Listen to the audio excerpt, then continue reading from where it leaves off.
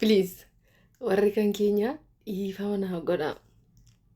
Har'a warri keenya bira darbaa hin ilaalina. Warri maammee qofti asitti hafa fi fakkaattonni isaa qofti asitti hafa. Warri kan keenya iskrool godhaa hundi keessan jechaadha.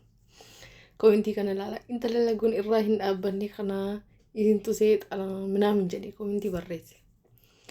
Ani kaniin jedhumi ati paantii ijoollee kiristaanaadha mooyyu. Ati moodisii ijoollee kiristaanaadha mooyyu. Ati shinti beetii ijoollee kiristaanaadha mooyyu.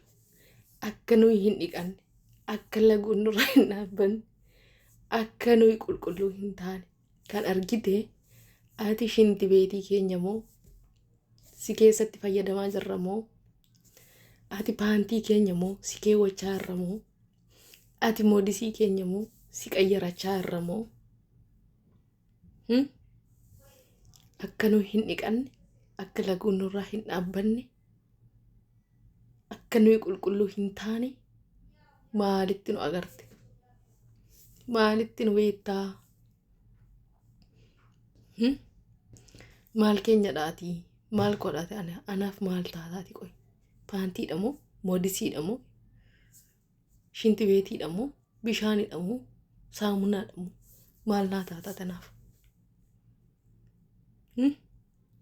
Eessatti agarte akka nuyi hin dhiqanne, akka xuriin nurraa hin dhaabbanne, akka nuyi qulqullina hin qabne maalitti agarte? Moo siitu nu duuba deemee shinti beetii nuu qulqulleessa? Siitu nu duuba deemee shinti beetii nuu qulqulleessaa?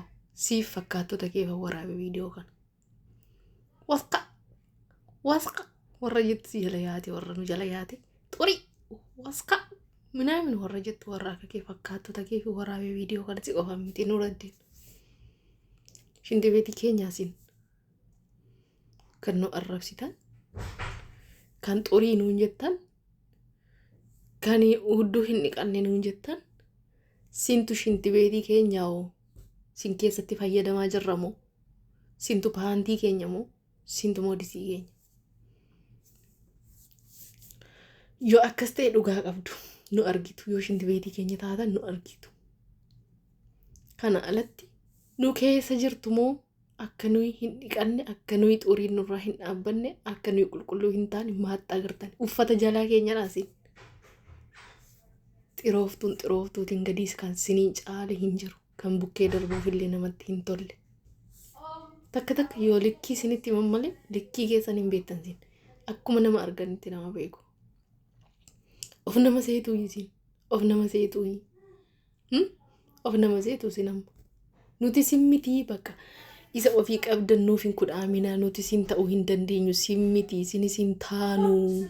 Nuti of dandeenyee jiraachaa irraa akka keessanitti qixa keessanitti nun tilmaaminaa please.